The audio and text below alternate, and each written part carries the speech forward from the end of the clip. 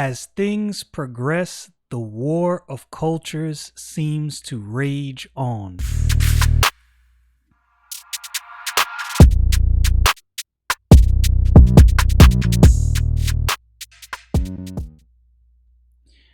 So, if you were not aware, um, you had to have been living under a rock to not be aware. The president gave a speech yesterday, and I don't know. I'll be honest, I don't know what his purpose was. I don't know what he expected to get out of this speech. The speech had a very different tone than any speech I've ever heard from a president. Now, there have been times where presidents have mentioned their critics, maybe exposed some of the shortcomings of criticisms against them from certain crowds. This felt slightly different.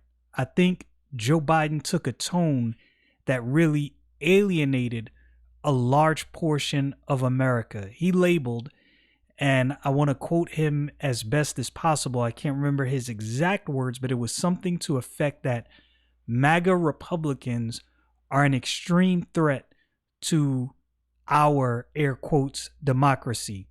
Now, here's the funny thing. The tone in which Biden takes, it paints a certain idea around Trump voters. And I don't think many people on the other side of the aisle understand this. I voted for Trump in the last election. I did not vote for Trump in 2016 because I did not know what to think of Donald Trump, to be honest with you. I didn't vote for him or Hillary Clinton. I wrote in a name. I think people see the extremes on the right. Look, there are people who worship Trump. It's kind of annoying, to be honest with you. They think he's this all-knowing figure that can do no wrong, and that's just not true. What compelled me to vote for him in the 2020 election is looking at what he did and what he stood for. There were things he did I didn't like. There was a lot of things that he did and a lot of policy stances he took that I definitely liked. I like the idea of being tough on China. I like the idea of tariffs, not the Chinese people, the Chinese government. I like the idea of bringing manufacturing jobs back to the United States. I like that idea. I like the idea of an America First policy. This is what I've always tried to explain to people. America First doesn't mean screw everyone else. You know, when you're taking a plane, taking a flight somewhere, and you get the briefing about emergency situations, plane going down, secure your mask first before you try to secure the mask of others. If you can't breathe, how are you going to help someone else breathe? And I feel like what the United States has been doing for many years is trying to help other nations at our own peril. Now, personally, I believe that a lot of the aid we give is really not about aid. I think there's a lot of backdoor deals that go on in Washington, and I think that's the real focus. Here's the reason I say all of this. I think what Joe Biden and people in his camp believe is that everyone who voted for Trump and everyone that supports his policy it has unwavering support for Trump in general, and they're completely missing the mark. Are there people that will support Trump no matter what he does and no matter what he says? Absolutely. Just like there are people who will support Biden just despite Trump no matter what Biden does.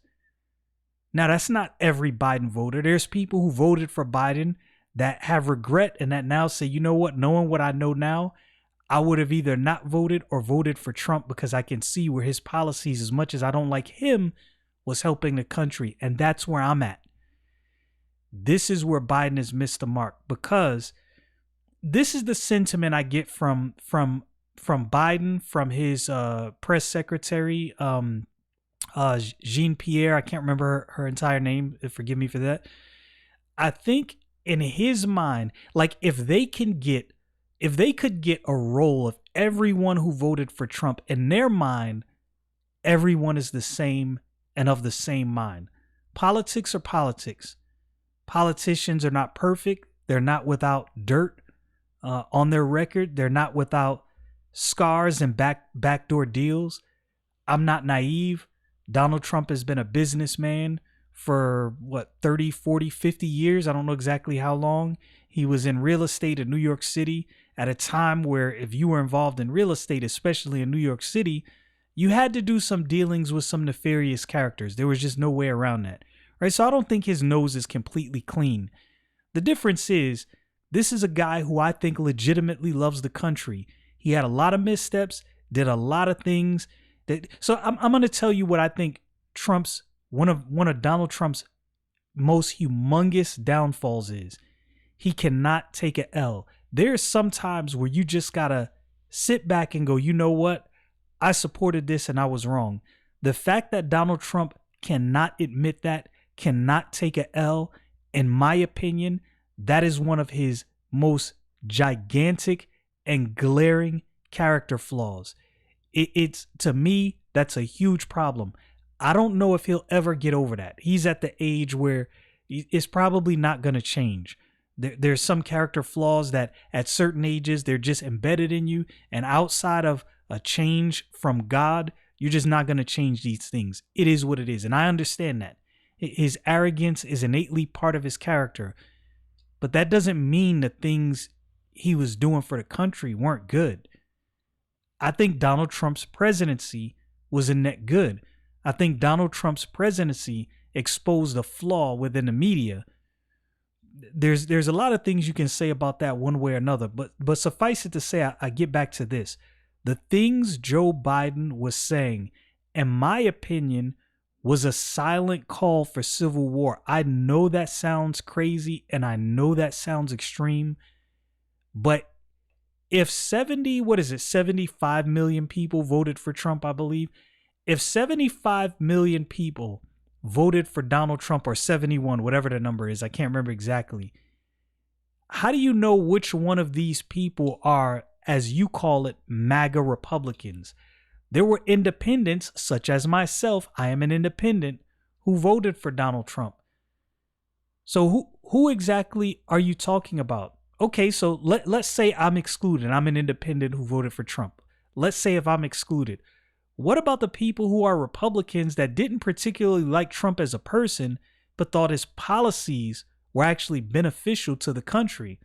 I mean, the president should benefit the United States. I mean, is that not the reason that you want to be president, is you want to benefit the United States of America? So, okay, so how do you decide which one of those Republicans are these MAGA Republicans you're talking about? Is it people that were at the Capitol at January 6th? Because not everybody there was protesting and rioting.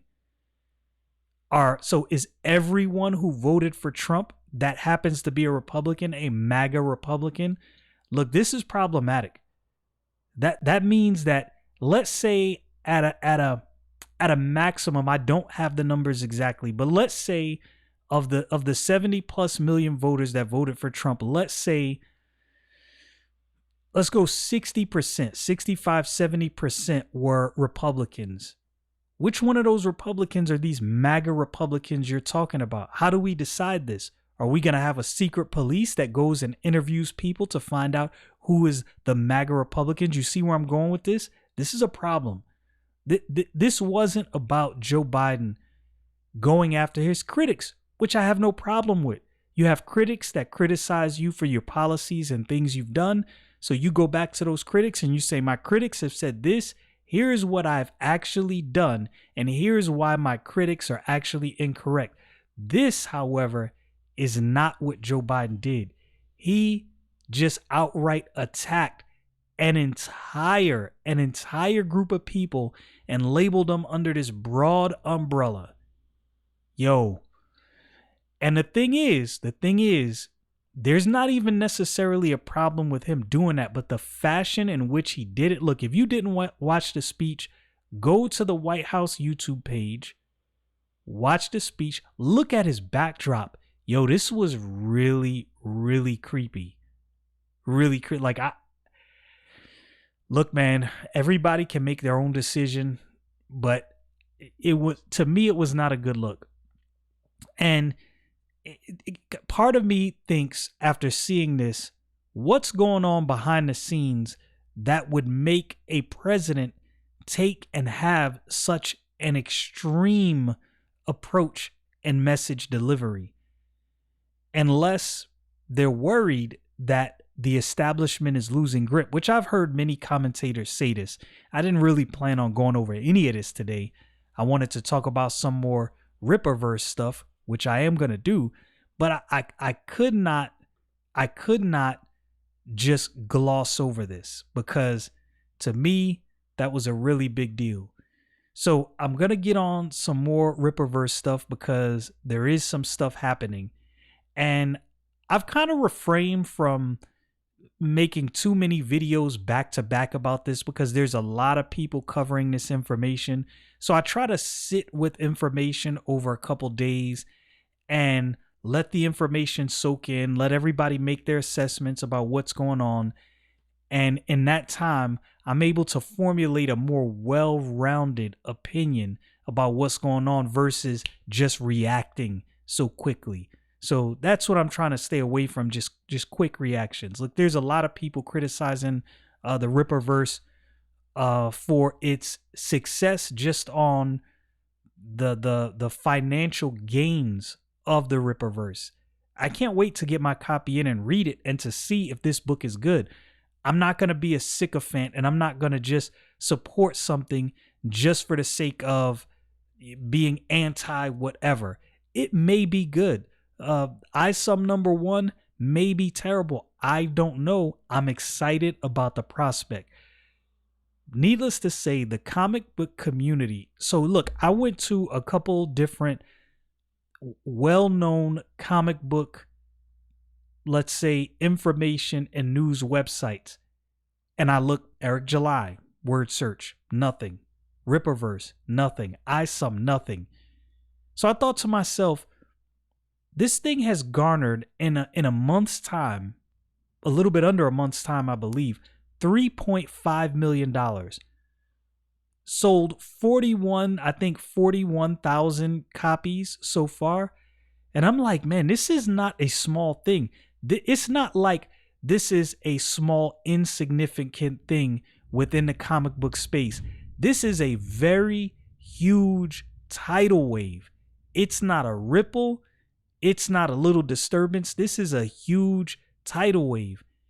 And the fact that they're not reporting on this at all on these major comic book websites, I'm like, yo, that's odd. It's almost like they want to pretend it's not there. Like, if we don't look at it, it will go away and nobody will know this thing exists.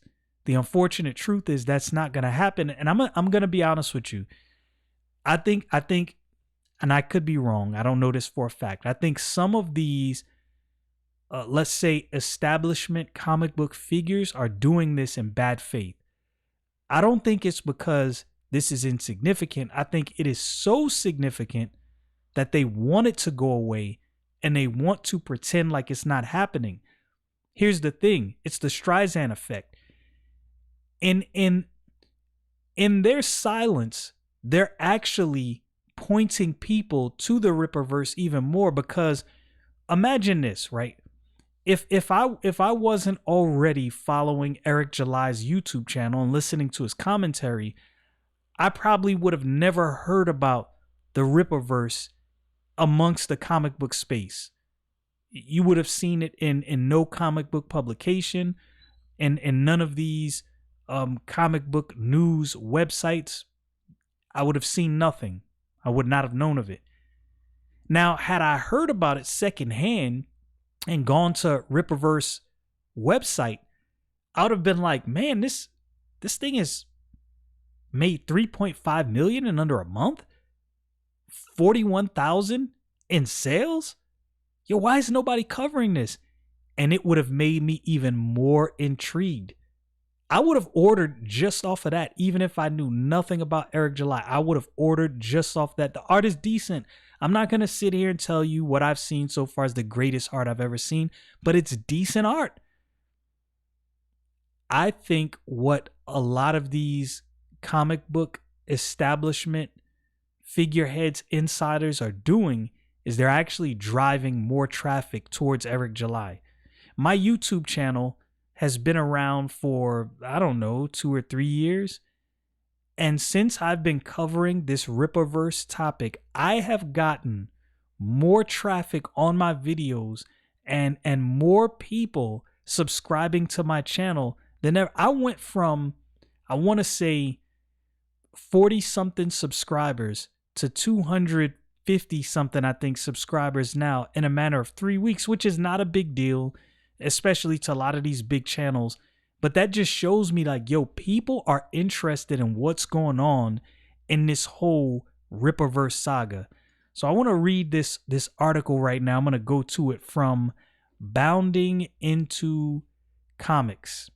It says multiple CBR writers attack Eric July's ISOM #1 campaign. One calls customers brainwashed. Now, I've always had a problem with people, and this goes back to what I said about Joe Biden's comments, right? So this writer is calling everyone who has purchased ISOM #1 brainwash.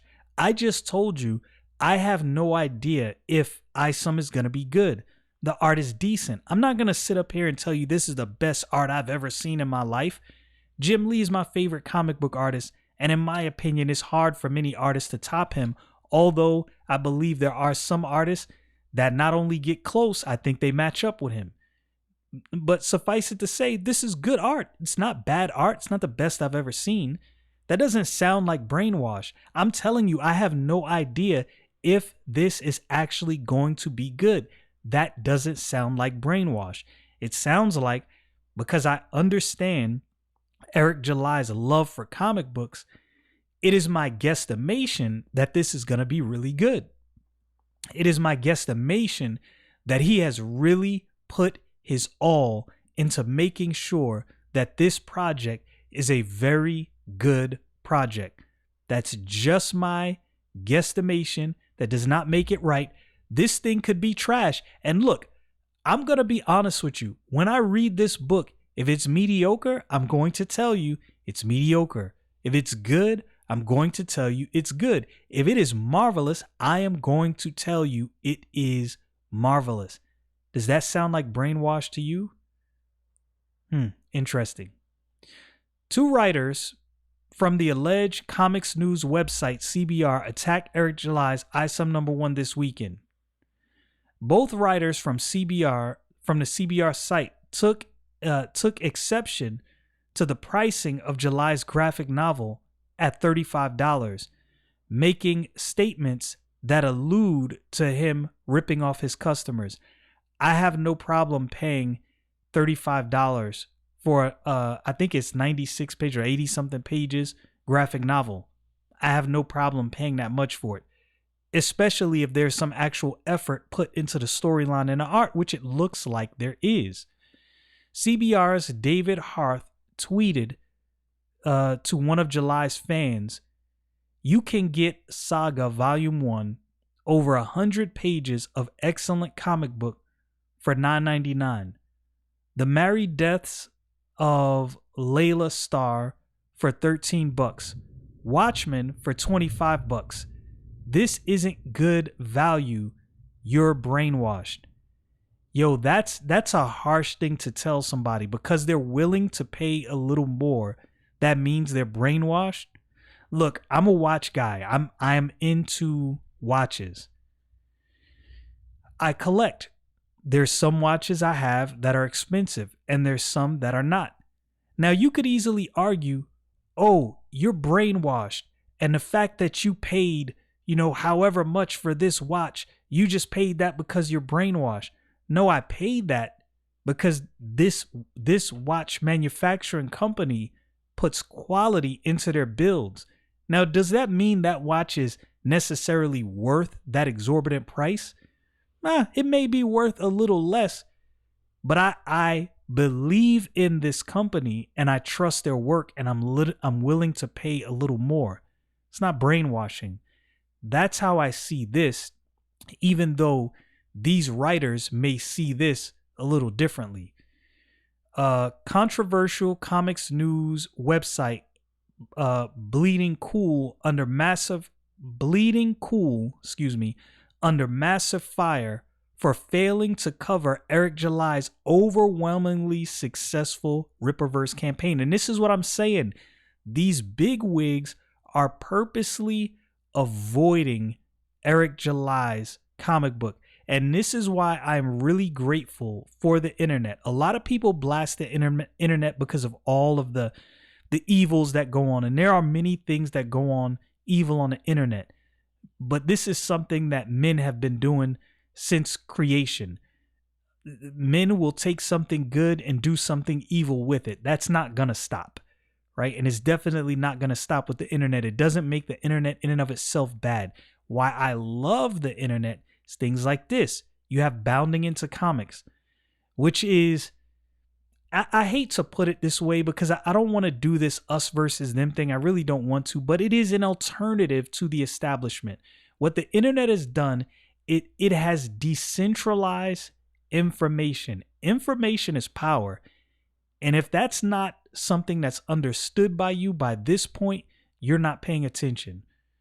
Okay, Hearth compares the value of reprints of corporate properties to a self-made pre-order campaign when it would be more apt to compare what Eric July is doing to Kickstarter or Indiegogo projects of the same length of 96 pages. One recent popular crowdfunded Skies Fires on Kickstarter offered their books, their basic books, for a similar length for $30, a similar price point to the ISOM #1 book. Mark Wade's Irredeemable campaign had a reprint campaign with its first issue, a standard 24-page comic, at $20. In comparison to those, July's ISOM seems to be on par with what independent comics charge. So he's not really doing anything different. Another CBR writer, Anthony Gramaglia, excuse me if I'm mispronouncing that name, joined in the attack of July's tweeting, just because I deliberately made it unaffordable to purchase doesn't mean that it's too expensive. One of the best superhero comics ever written, All-Star Superman, costs roughly $30 on Amazon when not on sale. It's 300 pages. So, you know, they have their complaints and their reasons for why they believe one way or another. But what you see is a concentrated effort to so here's the thing.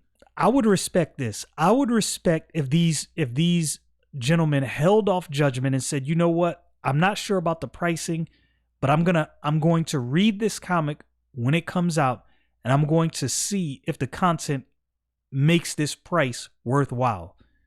Right? Because we can all make the argument that, it shouldn't cost this much for X, Y, and Z. But if you really put some effort into creating something good, look, when Image Comics was created years ago, I would have paid $10 per comic book, and this was in the 90s, for those titles, because they were that good. I loved Wildcats. I loved Cyberforce. I wasn't necessarily the hugest fan of Spawn, but I thought Spawn was good. These books were good enough that I was like, you know what? I will spend money on this because this is quality. A good movie, yeah, I will spend a little extra money for that movie because it is quality. You're not necessarily paying for the cost of the thing itself. It's almost an appreciation for the creation of the creator itself, if you know what I mean. Right? Like, you took the time to actually craft a really good story, to put together some really decent art, and I'm willing to give you a little bit of extra money for that. In my opinion, that's what that's about. And I think many people are in my same boat, where We know enough about Eric July to know I really believe he's gonna put some effort into making a quality story, and I'm willing to pay a little extra to see where this goes. David Harth continued an argument with Eric July once the ISOM creator saw the tweets attacking his book. Harth accused July of picking on a nobody for replying to the attacks on his unreleased comic book. He also illuminated that there appears to be a policy at CBR not to cover right-leaning books. And I have to be completely honest with you. I believe that is the case. Now, I could be wrong because I don't really follow CBR like that. But just using this ISOM campaign alone, the fact that they have no... Look, I went on there. Maybe that's changed now. This was a few days ago, maybe a week ago. And I searched and I could not find one solitary article, not even attacking Eric July. And to me, I was like, yo, if so many people within the industry are attacking Eric July this much, the fact that they have not covered this at all is completely odd. When I tell you they want no attention on this book, they want to make sure that there is no attention whatsoever on this ISOM campaign. We don't cover Comicsgate either, mostly because both you and them are anti all of the things we write about. He tweets, the site used to be called Comic Book Resource before it rebranded to CBR.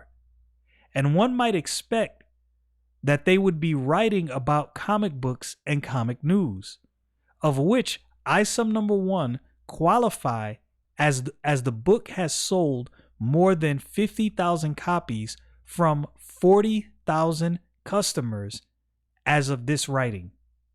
Very few comics from Marvel or DC reach such a threshold in sales, which makes this one of the top selling books of the year. Now ask yourself, how does a book that is one of the top selling books of the year not make it on the CBR website? Unless they want to make sure you don't see anything related to what is outside the scope of their own narrative and what they agree or disagree with. I have no problem. If I created something, I have no problem. Like, let's say if I created a comic book and CBR covered it and said, this comic book sucks because this is what this person believes. Yo, I honestly wouldn't have a problem with that. Like, all right, you don't necessarily subscribe to my beliefs and you think my comic book sucks. I get it. But if my comic book was making waves and they didn't cover it at all, I would go, that's odd. So is the point that if I don't believe how you believe, I can't be a part of the clique? These are the people that are calling fans of the Rippaverse brainwash. To me, that sounds odd. It sounds like it's actually the other way around in your brainwash, because you can't even talk about someone who disagrees with you ideologically on your website. On a live stream addressing the topic, July posts that CBR is admitting that they're a political operation and not there to cover comics. His hypothesis is based on one of Harth's tweets, which states that would be like asking why Bernie Sanders doesn't have a column in a right-wing publication. Yo, this is nuts. I think this is nuts on another level. And I'm going to keep it real with you. I think Eric July has a really huge opportunity to really take off and dominate in the comic space. I'm not saying he's going to take over. I'm not saying he's going to dethrone Marvel or DC. Not that that's impossible. Look, it's not impossible. People like to view Marvel and DC as like these kings on the top of the hill. that can never be dethroned. And if you remember in the 90s when Image Comics came out, Image Comics for a good long run dethroned Marvel and DC. Image Comics was the talk of the town for a good number of years. I remember this. I was around and deeply entrenched in the comic community while this was going on. What that shows me is that a lot of these comic book companies that people think you can never dethrone, I don't think that's actually true. And we'll see. Maybe the Rippaverse may do that. Maybe he may rival Marvel and DC and Image and Dark Horse. Maybe he may dethrone them. We won't really know until all of us get our hands on this book and read it. And even then, you still won't know. We'll have to see how this plays out.